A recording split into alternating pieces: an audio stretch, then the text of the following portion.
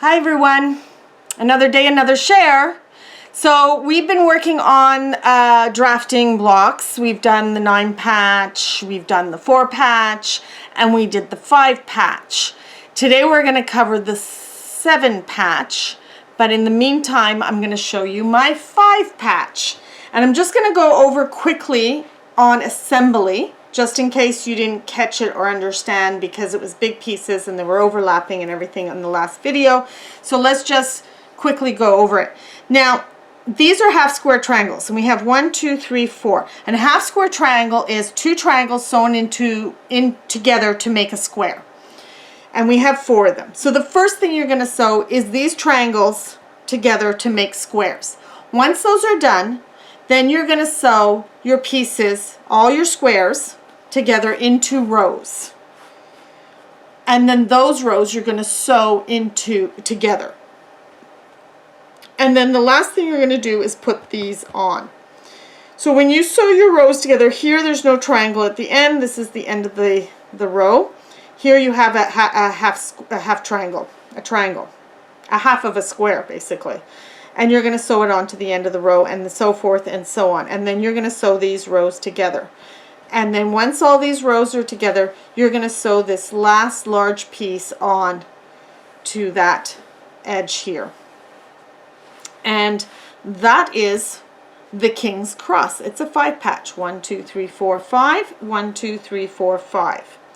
All right. So if you want to know how to draft this, look into the past videos, and you'll see how it's drafted and everything. I'm not going to go over template making because we've already covered quite a bit of that. So the next thing we're going to do is we're going to go ahead and do the 7 patch. And I've chosen a very traditional block to show, which is called the Bear's Paw. And we're going to draft this onto this paper. And it's the same thing. This is a 12-inch paper. This has got 7 divided units. 1, 2, 3, 4, 5, 6, 7 this way, and then 7 this way. And 7 does not divide equally or evenly into a 12-inch block. So we're going to go through the same process as what we did in the 5-inch block. So we're going to put an A here, and we're going to put a B, and then we're going to go C and D. Okay, so we can decipher how we're going to turn things and stuff. Now, 7 divides equally into 14. So you would not choose something smaller than 12. You would have to go up to the next size, which would be 14 in this case. So we are going to put the 14 line against this row, and we're going to put against the A, we're going to put the 0 of the ruler and the 14. Let me just finagle this into place. And you know what, I've written over my point here, and I'm just going to put a small A. There we go. That's way better. I can see the point now. I'm not guessing it. So 14 on this line, the 0 mark on this line, and just keep finagling it. Now, 7 into 14 is 2. So we are going to put a check mark on every 2nd inch mark. So we're going to do it on the 2, at the 4, at the 6, at the 8, at the 10, at the 12, and then the 14 is the last one here, which is the end of the paper, of the graph paper. Then we're going to go ahead and draw our lines. I like to make sure that I have a line on this edge of the paper and a line on this edge of the paper, making sure it looks straight.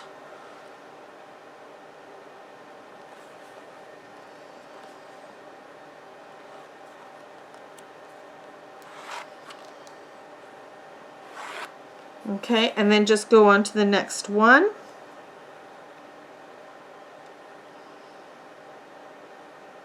Making sure things are lined up and straight.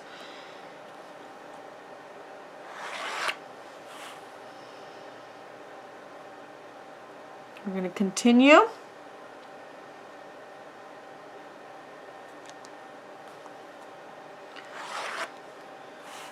So all 6 lines are in, because the last line is the edge of the paper.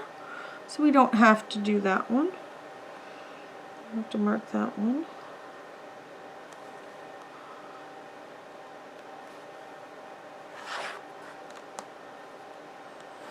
Go to the next tick.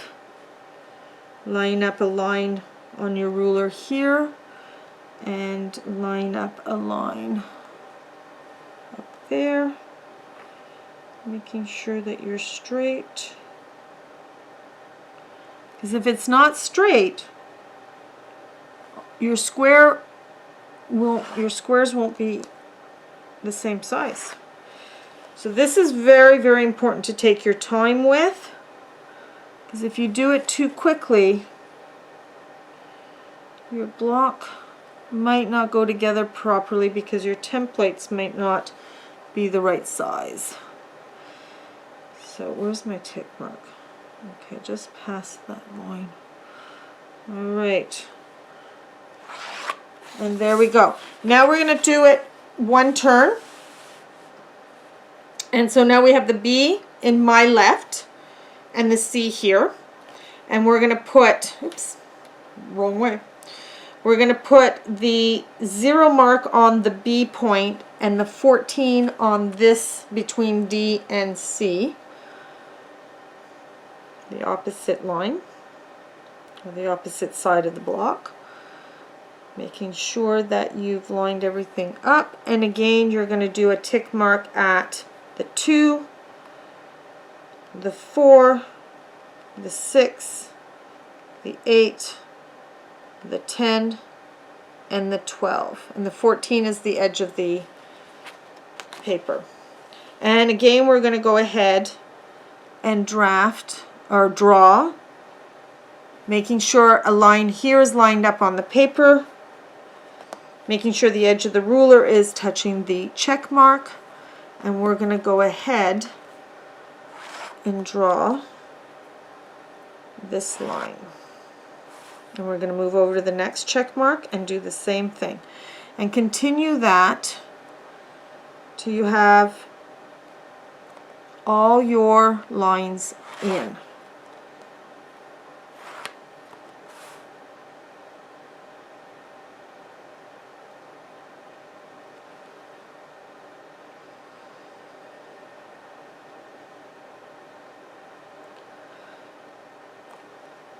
Okay.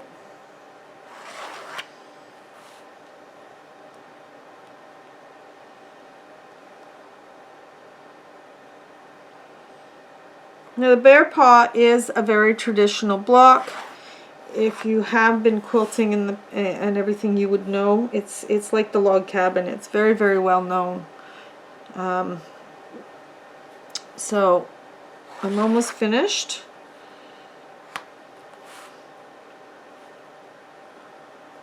Almost there.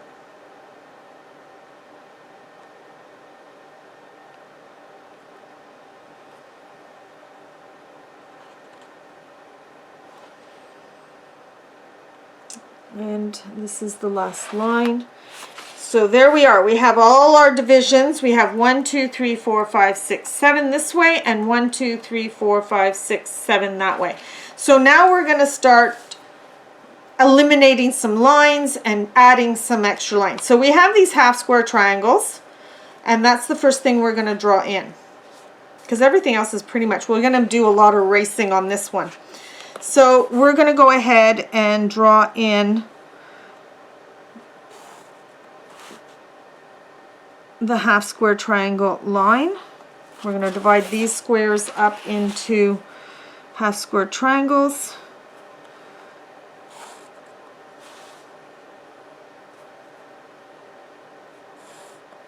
Okay, this one's not a nice line. Okay, good enough. And we're going to do the same thing on this, but they get switched this way.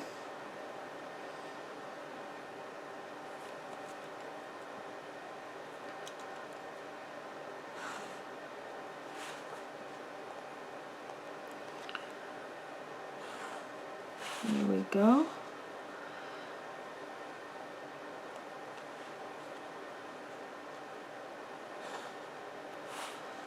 And here we go. And then now we're going to do these ones. So this one's going this way.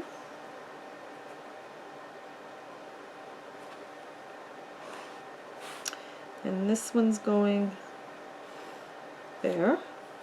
And then this one, and I always look over at my printout.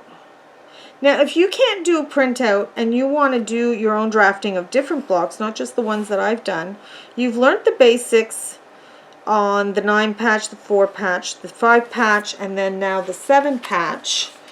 Once you've understood that, you can just buy yourself an encyclopedia of blocks. And I'm going to show you 2 that I own and that I like. One's fairly new. One I just picked up about a month or so ago, a couple months ago, before I started. Alright, so now we're going to have to do some erasing. So there's a block here. We don't need that line, and we don't need that line. We don't need the line, these lines in here, and the reason is because that's going to be one piece of fabric. That's why we're removing lines that we've drawn in. That's why we work in pencil, not in pen, because if you do drafting, now I've erased a little too much here. I'm just going to fix that, and I'm going to quickly fix that, and I'm going to continue erasing. Now you do not need, I'm showing you the whole thing, but technically you only need to do one corner and one of these. That's all you really need to erase. But because I'm doing a demo, I want you to see the full process of drafting the full page of the block. But technically you only need to do one bear paw corner and one rectangle.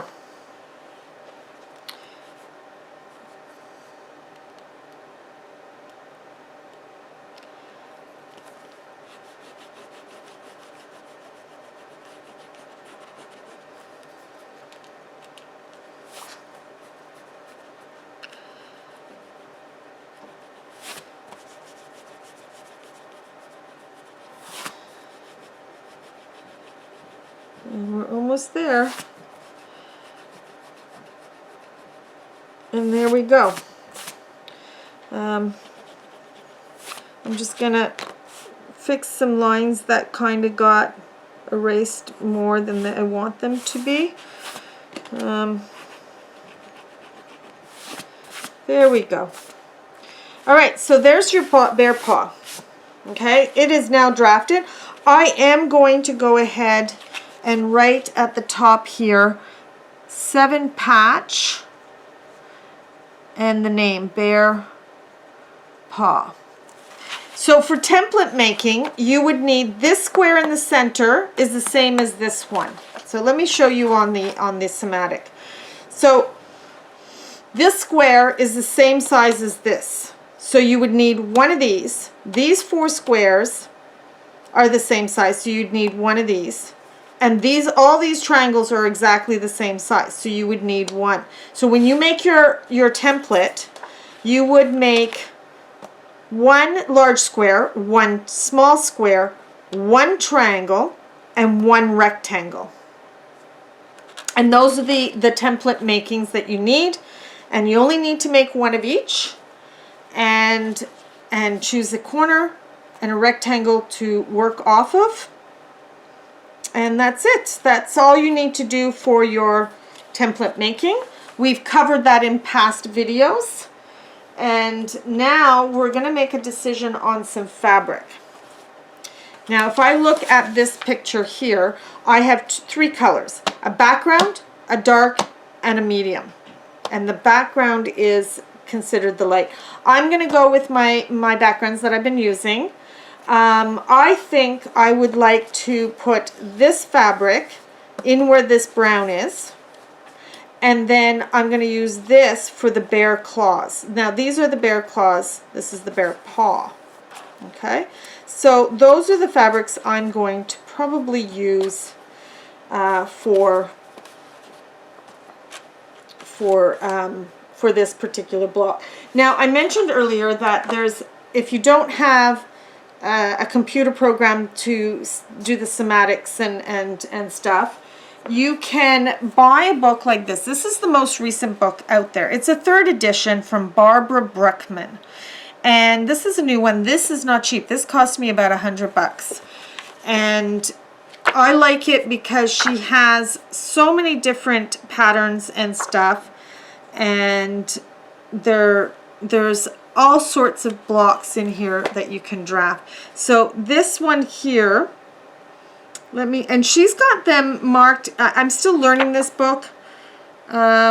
She's got them marked in a way that does, okay, so these are 9 patches. So they're divided up equally 9 ways, just like I showed you. And it says up here, unique 9 patches. So, and then she has, these are more 9 patches. These are Drunkard's Paths, which also are 4 patches or 9 patches. I don't know how, 1, 2, 3, 4. See, to me, this is more of a 4 patch. That's how I read it. It's divided by 4s, but she's got it under unique 9 patch. That's her interpretation. You can interpret it any way you want. Then she has 1 patch squares, 4x. I don't know what she means by that, but it's a very intense book. But there's lots and lots of patterns, and what I like about it is that she has a colored. Here, let me see this. She has a colored picture of the block plus an outline drafting capabilities. Okay. Now the one that I've had, and this one, the encyclopedia. What's it called? The Encyclopedia of Pieced Quilting Patterns. So that one is this one's new on the market. Very, very good. Now this one is from Maggie Malone, 5,500 Quilting Block Designs. Now this one I've had for years. I had one of her original ones, which was not even in color, and it didn't have 5,500. I bought when I first took my first class. Now this one is divided up closer to how I was taught the different blocks. So there is in here a 4 patch, a 9 patch. These are 9 patches in here. And the only thing she doesn't have is, she has 11 patch.